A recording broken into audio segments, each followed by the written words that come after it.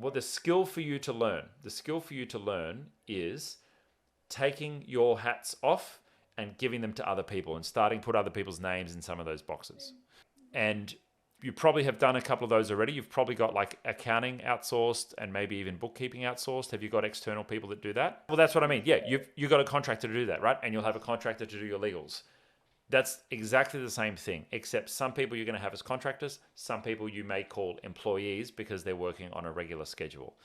Our business is not yet big enough to employ lawyers internally. We've got internal accounting staff, like internal bookkeepers, but we still have an external accountant who does our tax returns, and we have an external lawyer who does all of our legal stuff. So that's with 50 employees. We're a larger business now, and we still don't have those internally. So the art of entrepreneurship is working out which order you take those hats off in, and where you put people, and what you invest in having those roles filled so you don't have to do them. Because basically you only have two resources that you can leverage. You can leverage your time, or you can leverage your money. They're the only two resources that you can leverage. And so you're going to constantly have this decision to make of like, oh, okay, I could hire X resource to do this for me not to have to do it, but that's going to cost X amount. And it's going to come out of your pay, basically. Every bit that you invest in the business is going to come out of your pay.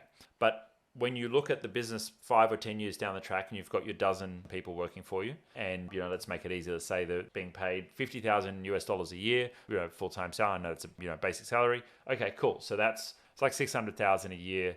That's your wage bill. Okay, well, how much revenue do we need to make enough gross profit to then be able to afford that as fixed costs in the business? And you kind of like reverse engineer the financials just on some napkin numbers, guesswork basically. And then you get an idea of, okay, what is it worth for me to invest, knowing that when I get to that point in the future, here's how many projects we'll be doing per year, here's how much revenue we'll be earning, here's how much profit we'll be earning, and here's how much you will be earning in dividends and profit from the business as it comes out of the business. And a service business should aim for 10 to, at the very, very best case, 20% net profit. And yeah, you can look at what your revenue will be and you go, okay, great, here's what the rough profit will be when the business gets to that scale.